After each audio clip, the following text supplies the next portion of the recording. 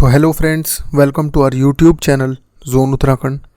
जैसा कि हमारी लूसेंट की वस्तुनिष्ठ की सीरीज चल रही थी, तो फ्रेंड्स आज हम उस सीरीज को आगे बढ़ाते हुए भारतीय इतिहास के ऐतिहासिक स्रोतों के बारे में अध्ययन करेंगे। तो चलिए फ्रेंड्स, बिना देरी किए हुए हम अपने टॉपिक को शुरू करते हैं। तो आज का हमारा फर्स्ट क्वेश्चन होगा, बीते हुए युगों की घटनाओं के संबंध में जानकारी देने वाले स्रोतों को कहा जाता है ऐतिहासिक स्रोत।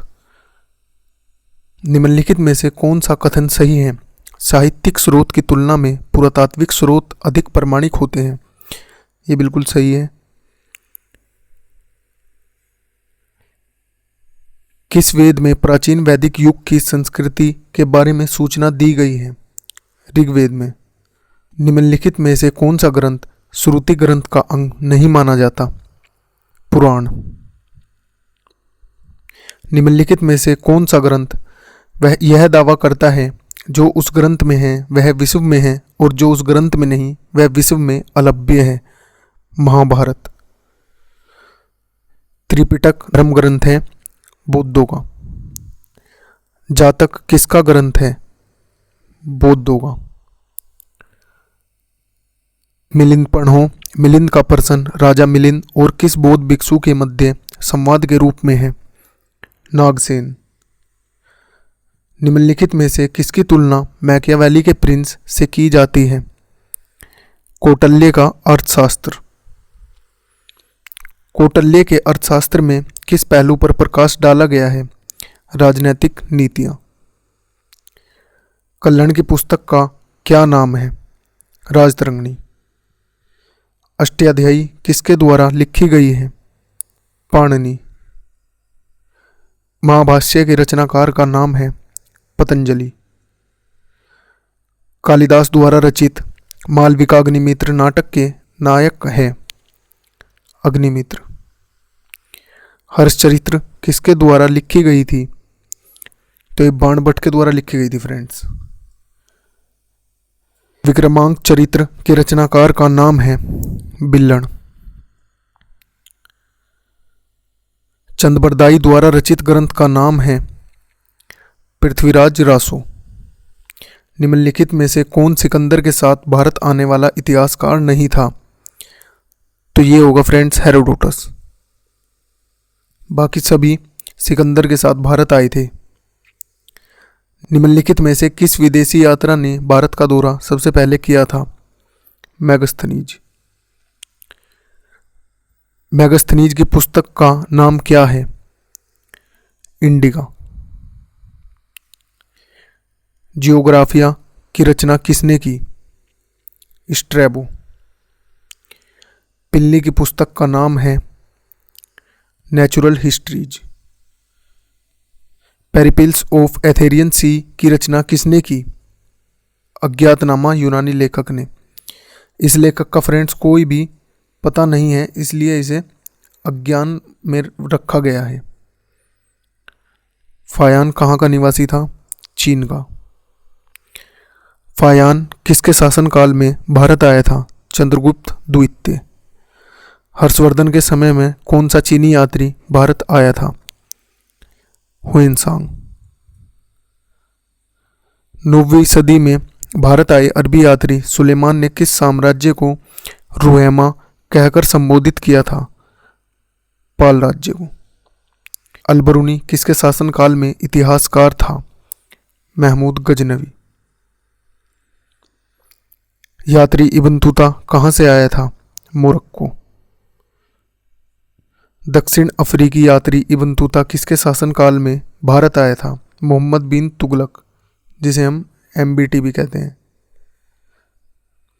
फारस के सुल्तान मिर्जा शाहरुख के राजदूत अब्दुल रज्जाक 1443 से 1444 ईस्वी ने किस विजयनगर सम्राट के शासन में विजयनगर की यात्रा की? देवराय द्वितीय। भारत पुरातात्विक सर्वेक्षण आर्कियोलॉजी सर्वे ऑफ इंडिया की स्थापना कब हुई थी? 1861 में इसकी स्थापना हुई थी फ्रेंड्स। ये इंपॉर्टेंट क्वेश्चन है, तो इसे आप थोड़ा ध्यान से देखिए। भारतीय पुरातत्व का जनक the father of Indian archaeology किसे कहा जाता है? Alexander Cunningham. निम्नलिखित विद्वानों में हड़प्पा सभ्यता का सर्वप्रथम खोजकर्ता कौन था? दयाराम साहनी। हड़प्पा सभ्यता की खोज किस वर्ष में हुई थी? 1921। सिंधु घाटी सभ्यता की खोज निकालने में जिन दो भारतीयों का नाम जुड़ा है वे हैं दयाराम साहनी एवं राखल दास आर.डी. बनर्जी।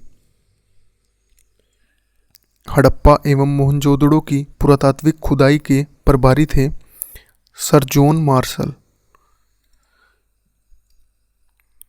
न्यूमिस्मैटिक्स क्या है? सिक्के और धातुओं का अध्ययन न्यूमिस्मैटिक्स होता है। एशिया माइनर स्थित बेगाज खोई का महत्व इसलिए है कि वहाँ से जो अभिलेख प्राप्त हुए हैं उनमें चारों वैदिक देवताओं इंद्र, वरुण, मित्र, नासत्य का उल्लेख मिलता है। अशोक के शिलालेखों को पढ़ने वाला प्रथम अंग्रेज कौन था? James Prinsep. अशोक के अधिकांश अभिलेख किस भाषा व लिपि में हैं? प्राकृत व ब्रह्मी। कहाँ से अशोक के द्विक भाषाई ग्रीक एवं आर्माइक अभिलेख प्राप्त हुए हैं? सर एकुना, जिसे कंधार भी कहा जाता है। अशोक के मनसेहरा पाकिस्तान एवं शहबाजगढ़ी पाकिस्तान से प्राप्त शिलालेखों में किस लिपि का प्रयोग किया गया है? ख्रोष्टी लिपि का प्रयोग हुआ है। प्राचीन भारत में कौन सी एक लिपि दाईं ओर से बाईं ओर लिखी जाती थी? ख्रोष्टी लिपि। हेलियोडोरस का बेसनगर अभिलेख संदर्भित है केवल वासुदेव से। निम्नलिखित में से कौन सा अभिलेख कलिंग नरेश खारवेल से संबंधित है? हाथी गुम्फा अभिलेख। सर्वप्रथम भारत में विशुद्ध संस्कृत भाषा में लंबा अभिलेख किस राजा द्वारा जारी किया गया? शक क्षत्रप रुद्रदमन द्वारा। काव्य शैली का प्राचीनतम नमूना किसके अभिलेख में मिलता है? रुद्रदमन के।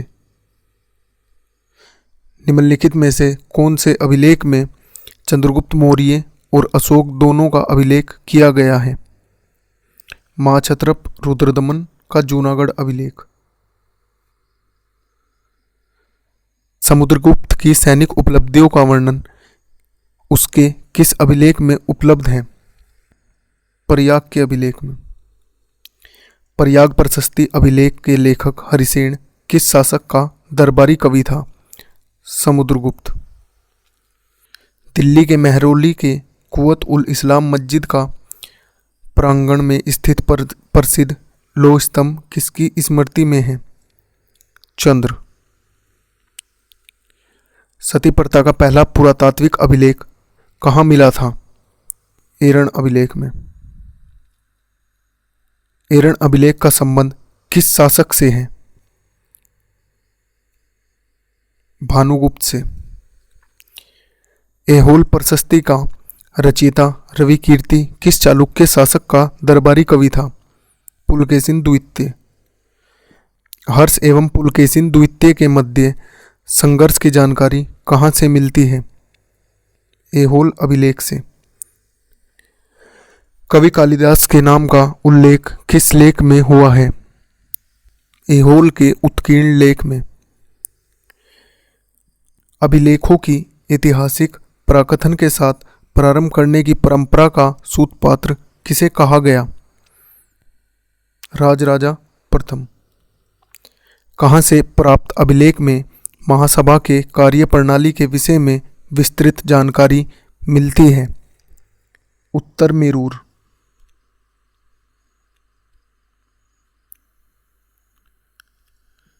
भारत में सिक्कों का प्रचलन कब आरंभ हुआ? 600 ईसा पूर्व में। भारत में प्राचीनतम मुद्रा माना जाता है आहत सिक्के। भारत में सर्वप्रथम स्वर्ण मुद्राएं किसने चलाई? Indo Bactrian. निम्नलिखित में से किसने सोने के सर्वाधिक शुद्ध सिक्के जारी किए? कुषाण। सातवाहनों के समय में मुद्रा सर्वाधिक किस धातु में बने? शीशे में।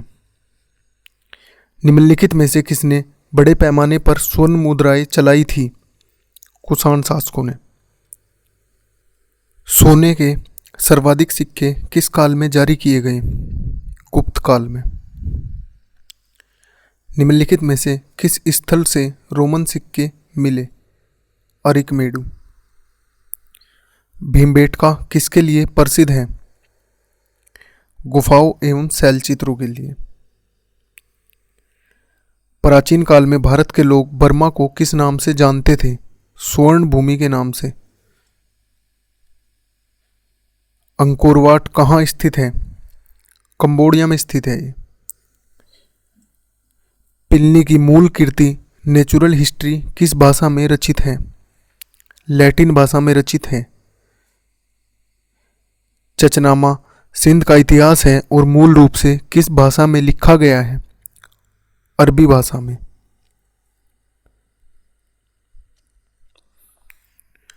भारत के सांस्कृतिक इतिहास के संदर्भ में इतिवृत्तों, राजवंश इतिहासों तथा वीर गाथाओं को कंठस्थ करना निम्नलिखित में से किसका व्यवसाय था?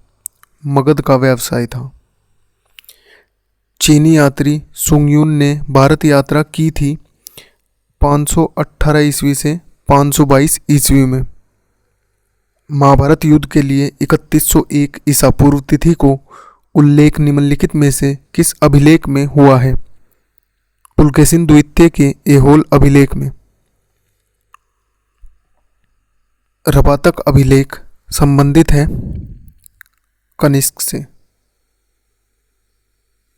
भारतवर्ष के लिए इंडिया शब्द का प्रयोग सर्वप्रथम किसने किया?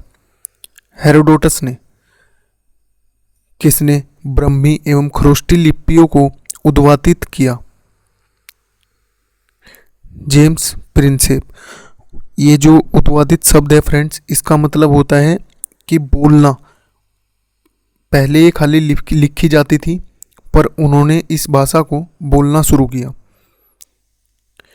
निम्नलिखित में से प्राचीन भारत की कौन सी लिपि दाईं से बाईं ओर लिखी जाती है? ये हमने पहले पढ़ा था फ्रेंड्स, इसका ये ख्रोष्टी होगा।